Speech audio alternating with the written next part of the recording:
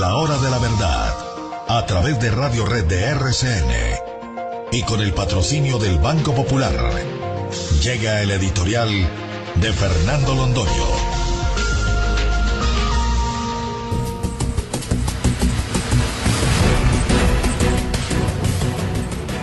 En un acto de valor y de dignidad civil, el padre del ministro del Interior y senador de la República, Aurelio Iragorri Ormaza, dijo a propósito del asesinato vil, vulgar, salvaje de los dos policías en las vecindades de Tumaco, que debían suspenderse las conversaciones en La Habana.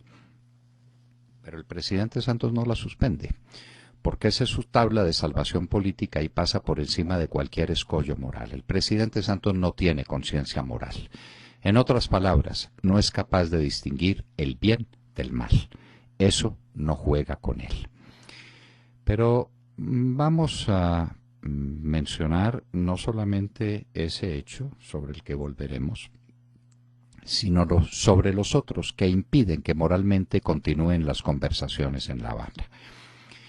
Que el presidente Santos no tenga reatos morales, pues lo hemos venido descubriendo desde hace rato, desde el día de su posesión, el 7 de agosto del 2010, cuando traicionó en el mismo discurso de su posesión a quien había sido no solamente su benefactor, sino su gran elector, al presidente Álvaro Uribe Vélez.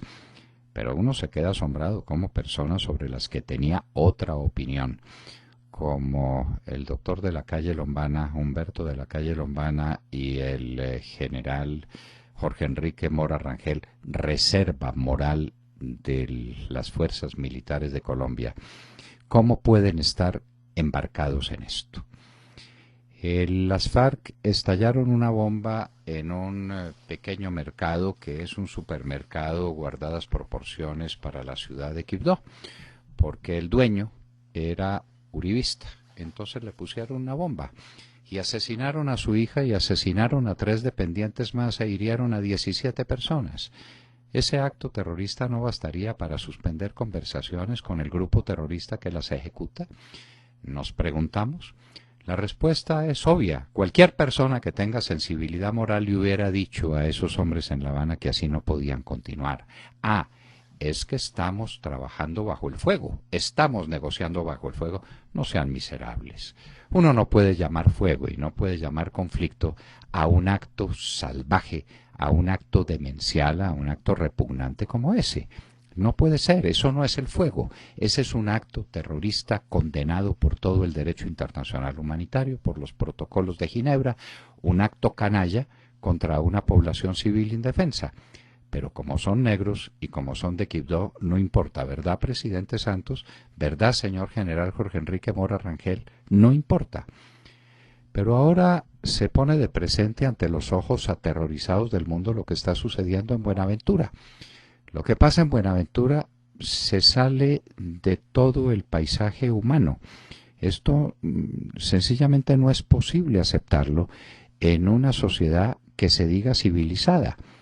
Lo que pasa en Buenaventura es aterrador. ¿Quiénes son los actores? ¿Quiénes son los autores de semejante tragedia?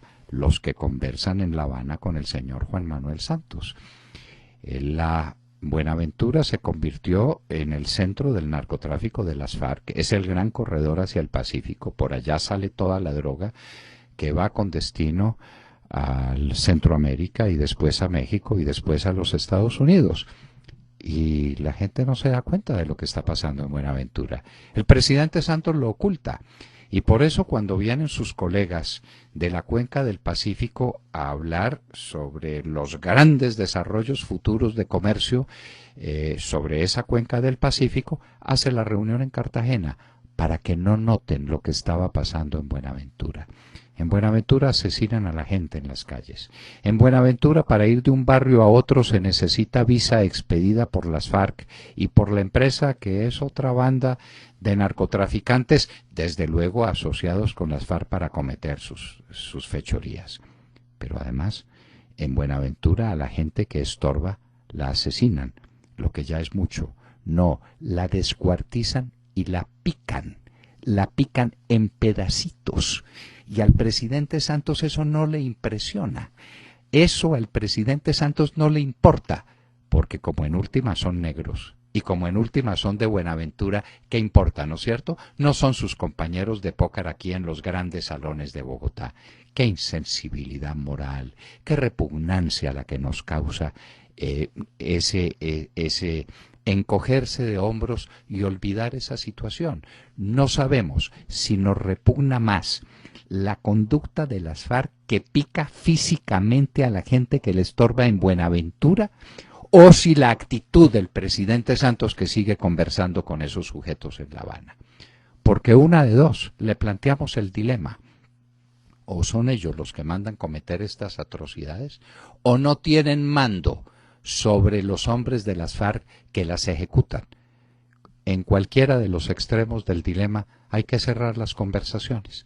Si no tienen mando, ¿para qué se conversa con unas personas sobre un proceso de paz que no tendrá efecto ninguno, porque a la gente en Buenaventura la seguirán cortando en pedacitos después de los determinados los diálogos?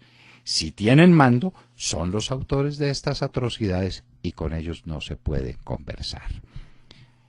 En plenas conversaciones de paz asesinaron 4 soldados en Montañita a mansalva. Estaban custodiando un puente, estaban protegiendo la población civil, los mataron a mansalva.